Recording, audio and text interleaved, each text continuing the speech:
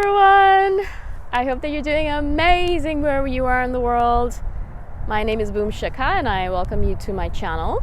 As always, I hope that you're liking my videos and I'm grateful that you're here, and hopefully you'll stick around for a long while to come. Or if not, c'est la vie and good luck on your journey. In this one, I wanted to talk to you about epigenetics. Now, why epigenetics? You're probably thinking, epigenetics, what?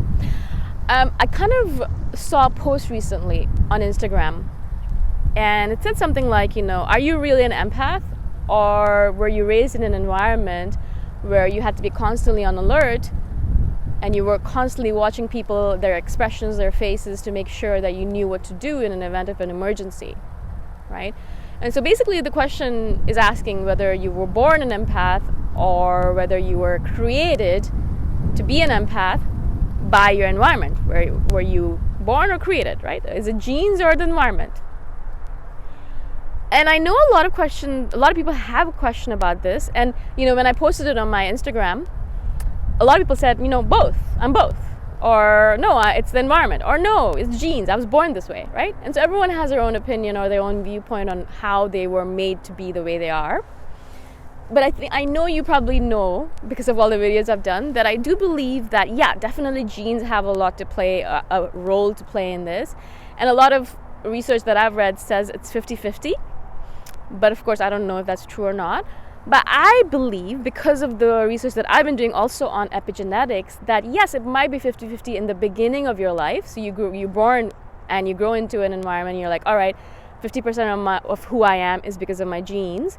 And this is because, when you are born, you already have a personality. And parents will always talk about this, that, when their child was born, or when their children were born, they already had a unique personality that they were born with, kind of. So it's not like they were like, all right, 2 years old and now they have a personality. No, like they were born and they already were either really cranky all the time or they're really happy all the time. And, they always talk about this stuff. It was like they were 5 days old and they already started displaying all these personality traits. And so obviously you're born with something already. But I do believe that the environment obviously has an effect on you.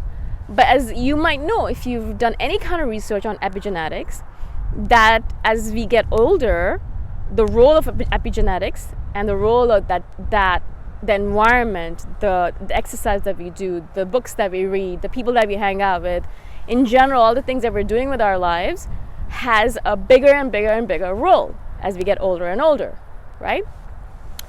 And I love epigenetics. I love it so much because when I was younger, I used to believe that who I was what I was stuck with for the rest of my life. And, I had a lot of terrible traits. I was very impatient. I was extremely impulsive. And a lot of these things now I realize are positives as well. But at that point, I used to not really like myself that much because I had a lot of negative traits. And obviously, my parents would tell me all the time, oh my God, you're such a terrible person. You have all these terrible traits. When are you going to grow up? I still hear that though. But, so, I'd get told all these things and I was like, oh, interesting. Am I just stuck being an impatient person for the rest of my life? Like, this is terrible. How am I going to change myself, right? And at that point, there wasn't a lot of research on epigenetics. The internet wasn't there either. So there was no way for me to figure out if I could change myself or not. And I was very upset by the thought that I would be stuck as I was, as an imperfect person for the rest of my life, right? That imperfect person. As I grew older and then I started learning about epigenetics, I realized, no, actually, you're not stuck with who you were. Actually, you're not stuck with any trait that you have. In fact, everything is malleable. Your entire body structure, your entire psychological structure, your entire physical, psychomental, everything, every structure that you are born with is absolutely malleable. It's changeable. Actually, in fact, it's changing all the time. And that's the glory, I think, of being a human being on this planet right now, is that we have this information at our hands. So if you're thinking to yourself, oh, right, I'm an impatient person. I've always been impatient. I'm always going to be impatient. I'm going to die impatient. I'm never going to change, right? And a lot of older people have this tendency to believe, oh, right, no, this is me. And this is what it is. And you just going to have to take it. And I'm never going to change. This is how I am. Well, no, I'm sorry to say, and I'm sorry to tell you this, And I know it's easier for you to believe, oh, I'm never going to change, because then it's easier. You don't have to do anything to change yourself. But in fact, you're constantly changing all the time anyways. So how about you start changing for the positive rather than for the negative, right?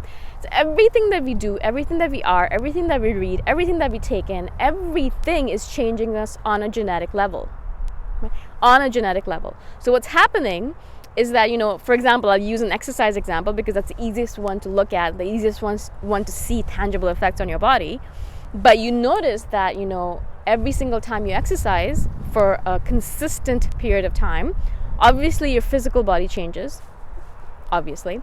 But also, if you do research on this and if you start looking at yourself and you start testing all your blood and all that stuff, you'll notice that genetically as well, the protein markers in your genetic system, in your DNA, are changing. The proteins that your body is releasing are changing. The hormones that your body is releasing are changing. And a lot of other things are changing as well, right? And that's one of the reasons why they tell you to have healthy habits, especially as a mother or as a person who's going to give birth, is because all of those genetic changes or all those genetic markers that are in your DNA are going to be transferred over to your child. And if you've been living a healthy life, it's very likely that your child is going to have those healthy markers as well, right?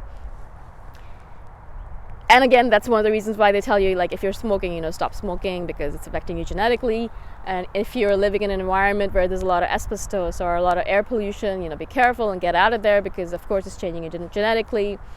And if you're surrounded by a lot of negative, stressful situations or people, again, move away from that because it's changing you on a genetic level. It's changing you on a genetic level. Listen to these words. And like when I first heard them, I'm like, whoa, oh my God, I need to change everything. But literally that's what it's telling you, is that, everything that's in your life right now is affecting you at a genetic level.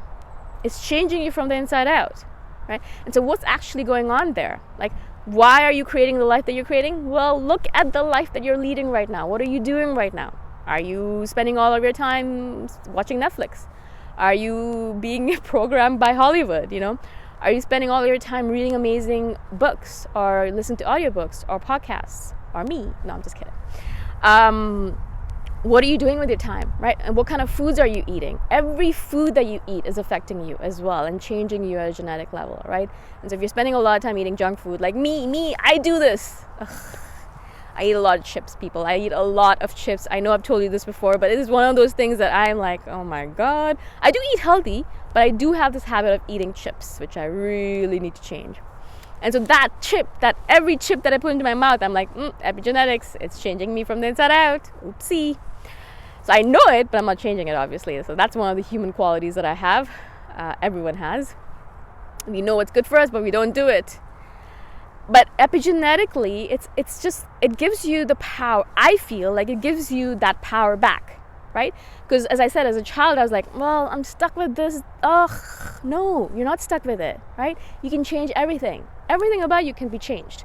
I mean, of course, you can't be like 5 feet taller, or and if you are, a little bit more of a heavy-set person, you're not going to necessarily be able to change into a supermodel, thin, skinny type. Like, I mean, certain things are obviously written in your genes that you're gonna have to learn to live with it. Like, I'm not going to become a very tiny person all of a sudden, things like that. And so some things are yes, some things you can be like, well, yeah, okay, fine. But some things you can definitely work on. Most things you can definitely work on and change them, right? Now, of course, I'm not an expert. I'm not an expert on epigenetics. I'm not a scientist or a researcher or any kind of smart human being in that regard. So what I do recommend is you go read on this stuff. Really, if you are absolutely or even a little bit fascinated by this stuff, please go read about it. I think it is that superpower that everyone has that no one realizes that they have, right? Everyone has it, this treasure in their heart, in their body, in their genes, but no one uses it because they don't actually know that they have this power. They don't know that they have this treasure, right? So as soon as you realize it, you can kind of start looking at your life in a completely different fashion because you look at it in a way, oh, okay, so what is epigenetically affecting me right now in a positive fashion, and what is affecting me epigenetically in a negative fashion, right? And you can start looking at your life like that, and from the inside out, you can start changing your life for the better, right? For the better, towards the positive, towards the future the future that you want, rather than the future that has been dictated to you by society, or the future that you believe was dictated to you by your set genes, which are not set. Yeah, they're not set. Okay. Now, of course, as I said, you're not going to be able to change from being from one race to another or from one gender to another by epigenetics. Like, you're going to have to do something else about that.